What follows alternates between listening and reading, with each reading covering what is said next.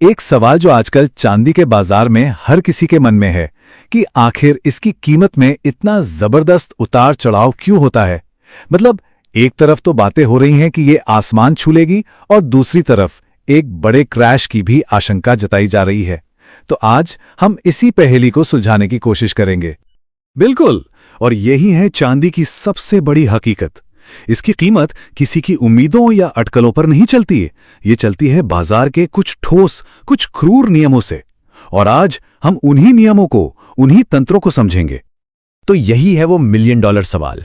क्या चांदी की कीमत एक नए ऊंचे स्तर पर हमेशा के लिए सेट होने वाली है, या फिर हम एक बहुत बड़ी गिरावट की तरफ बढ़ रहे हैं? इस सवाल पर पूरा बाजार इस वक्त पूरी तरह से दो हिस्सों में बटा हुआ है। इस बड़े सवाल का जवाब ढूंढने के लिए हमें सिर्फ खबरों और सुर्खियों से आगे बढ़कर सोचना होगा। हमें उन ताकतों को समझना होगा जो पर्दे के पीछे से कीमत तय करती हैं। इसे ऐसे सोचिए कि चांदी की कीमत एक गाड़ी की तरह है, जिसे एक नहीं बल्कि 4 ड्राइवर एक साथ चला रहे हैं। पहला ड्राइवर है लेवरेज, यानी उधार का पैसा। दूसरा है लिक्विडिटी, यानी बाजार में कितनी नकदी है। तीसरा है मैक्रो स्थितियां, यानी दुनिया की आर्थिक सेहत। और चौथा है भौतिक प्रवाह, मतलब असल में कितनी चांदी खरीदी और बेची जा रही है। ये सब मिलकर ही इसकी दिशा तय करते हैं। तो ठीक है, अब थोड़ा और गहराई में उतरते हैं। सबसे पहले उस ताकत को समझते हैं जो कीमतों के छोटे मोटे उतार चढ़ाव को भी कई गुना बढ़ा देती है, यानी कि वित्तीय कारक। हाल में जो इतनी बड़ी तेजी आई, उसके पीछे इसी लीवरेज का बहुत बड़ा हाथ था। मतलब समझिए कि आपने अपने 10 रुपए लगाकर 100 रुपए की चीज पर दांव लगा दिया। अब अगर कीमत थोड़ी सी भी बढ़ी तो आपका मुनाफा 10 गुना होगा। लेकिन अगर कीमत थोड़ी सी भी गिरी तो आपका पूरा पैसा एक झटके में साफ हो सकता है। यही है लीवरेज का खेल, और इसी ने बाजार को ऊपर से तो बहुत मजबूत पर अंदर से बहुत नाजुक बना दिया है। अब देखिए, जब लीवरेज इतना ज्यादा हो तो होता क्या है। जैसे ही कीमत थोड़ी सी भी गिरती है, ब्रोकर्स मार्जिन कॉल देना शुरू कर देते हैं।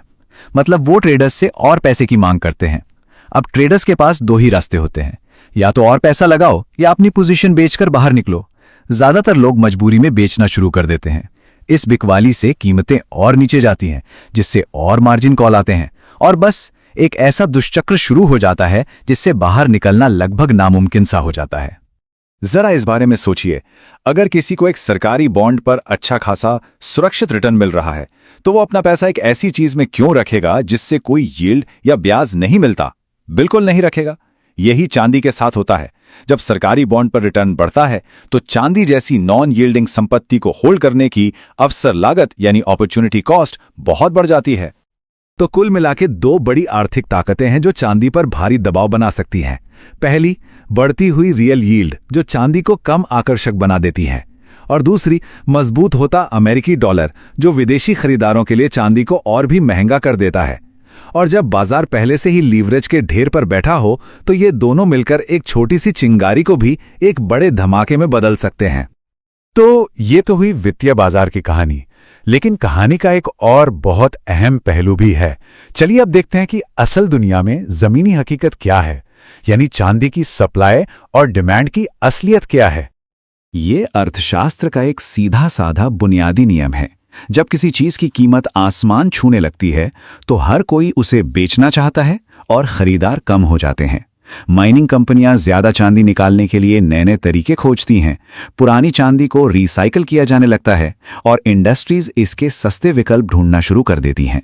बाजार हमेशा हमेशा ऊंची कीमतों पर प्रतिक्रिया देता ही है। और सबसे दिलचस्प बात पता है क्या है?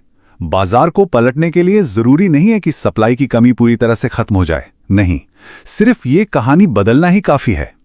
अरे चांदी खत्म हो रही है से कहानी का नहीं, सप्लाई उतनी भी कम नहीं है जितनी सब सोच रहे थे, मैं बदलना ही एक तेजी से भागते लीवरेज वाले बाजार को गिराने के लिए काफी होता है। यहां धारणा ही हकीकत बन जाती है। तो अब आते हैं सबसे अहम हिस्से पर। मान लीजिए कि कीमत में एक बड़ी गिरावट आती है, तो उसका मनोवैज्ञानिक और असल मतलब क्या निकाला जाना चाहिए। चांदी के बाजार की एक खास आदत है, ये सालों तक एक दायरे में शांत पड़ा रहता है और फिर अचानक इसमें एक हिंसक विस्फोट होता है। ये तेज रैलियां उन लोगों को अपनी ओर खींचती हैं जो सिर्फ बढ़ती कीमतों की पार्टी में शामिल होना चाहते हैं, लेकिन ये कमजोर हाथों वाले निवेशक होते हैं। और जैसे ही पार्टी का म्यूजिक बंद होता है, यही वो पहले लोग होते हैं जो घबराकर दरवाजे की ओर भागते हैं और इनकी भगदड़ में गिरावट और भी तेज हो जाती है। $50 ये सिर्फ एक नंबर नहीं है, ये बाजार के लिए एक मनोवैज्ञानिक लक्ष्मण रेखा है, एक ऐसा स्तर जहां बहुत कुछ दांव पर लगा है। अगर कीमत $50 तक गिरती है तो सवाल ये नहीं होगा कि कीमत गिर गई। असली सवाल ये होगा कि गिरावट का कारण क्या है। क्या ये सिर्फ एक हेल्दी रीसेट है जहां बाजार से ज्यादा लीवरेज साफ हो गया और लंबी तेजी की कहानी अभी भी बरकरार है, या फिर ये इस बात का संकेत है कि चांदी की जो बुनियादी मांग की कहानी थी वो ही अब कमजोर पड़ गई है।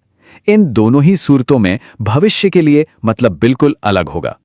तो कुल मिलाकर बात यही है, हमें सिर्फ कीमत के पीछे नहीं भागना चाहिए, बल्कि उसके नीचे जो संरचना काम कर रही है, जो तंत्र काम कर रहा है, उसे समझना जरूरी है। कीमत तो बस सतह पर दिखने वाली एक लहर है, असली ताकत तो समुद्र के नीचे की धाराओं में होती है। तो अंत में सवाल यही बचता है, क्या चांदी के बाजार का ये जबरदस्त उतार चढ़ाव एक ऐसा खतरा है जिससे हमें डरना चाहिए, या फिर ये एक संकेत है, एक मौका है जो हमें बाजार के गहरे तंत्रों को समझने का अवसर देता है। कभी-कभी सिर्फ नजरिया बदलने से ही पूरा खेल बदल जाता है।